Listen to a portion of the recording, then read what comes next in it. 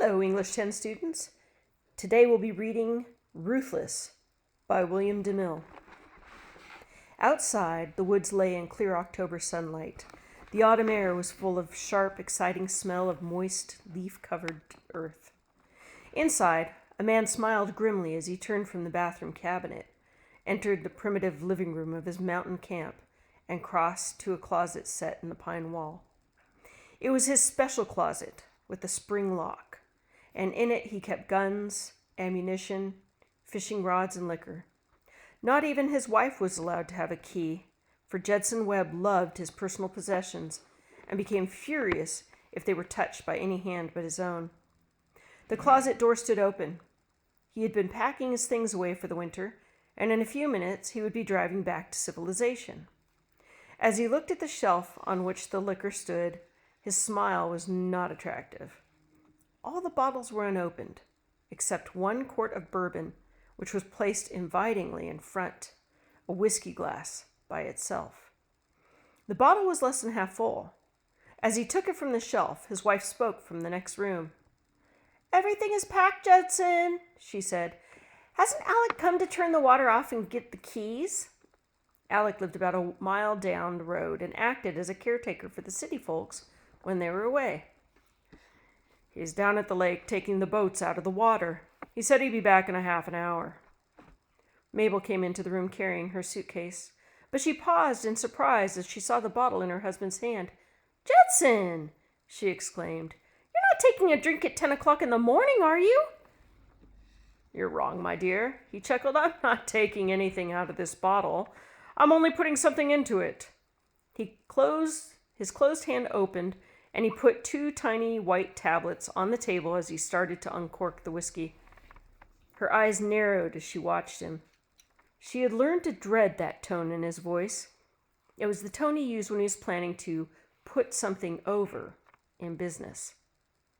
"Whoever broke in my closet last winter and stole my liquor will probably try it again once we're out of here," he went on.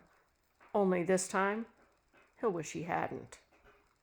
She caught her breath at this cruel vindictiveness, as one by one he dropped the tablets into the bottle and held it up to watch them dissolve.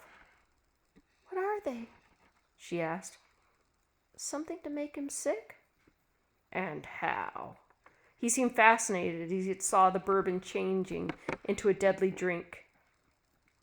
"At least no one has found an antidote. Once it's down, it's the end." He corked the bottle and set it back on the shelf alongside the little whiskey glass. "Everything nice and handy," he remarked. "Now, Mr. Thief, when you break in, have a good drink. I won't begrudge you this one." The woman's face was pale. "Don't do it, Judson," she gasped. "It's horrible. It's murder." "The law doesn't call it murder if I shoot a thief who's entering my house by force," he said harshly. "Also, the use of rat poison is not forbidden. The only way any rat can get into this closet is to break in. What happens then has nothing to do with me." "Don't do it, Judson," she begged. "The law doesn't punish burglary by death, so what right have you?" "When it comes to protecting my property, I make my own laws." His deep voice was like that of a big dog growling at the possible loss of a bone. "But all they did was steal a little liquor," she pleaded. "Probably some boys off the Lark. They didn't do any real damage." "That's not the point," he said. "If a man holds me up and robs me of $5, it makes me just as sore as if he took 100. A thief's a thief." She made one last effort. "We won't be here till next spring. I can't bear to think of that death trap waiting there all that time. Suppose something happens to us and no one knows." He chuckled once more at her words. "We'll take a chance on that," he said. "I've made my pile by taking chances. If I should die, you can do as you please. The stuff will all be yours." It was useless to argue, she knew. He had always been ruthless in business, and whenever anything crossed him, things had to be done his way. She turned towards the door with a sigh. "I'll walk down the road and say goodbye at the farmhouse," she said quietly. "You can pick me up there." She had made up her mind to tell Alec's wife. Someone had to know. "Okay, my dear," he smiled. "And don't worry about your poor little burglar. No one is going to get hurt who hasn't got it coming to him."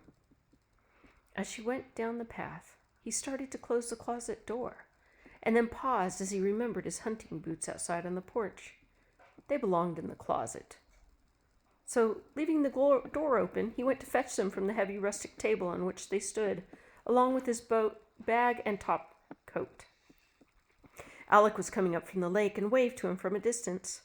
A chipmunk, hearing Judson's heavy tread, left the acorn it was about to add to its store within the cabin wall and disappeared. When reaching for his boots, Judson stepped upon that acorn. His foot slid from under him, and his head struck the massive table as he fell. Minutes later, he began to regain his senses. Alec's strong arm was supporting his head as he lay on the porch, and a kindly voice was saying, "It wasn't much of a fall, Mr. Webb. You aren't cut none. Just knocked out for a minute. Here, take this. It'll pull you together." A small whiskey glass was pressed to Judson's lips. Dazed and half-conscious, he drank.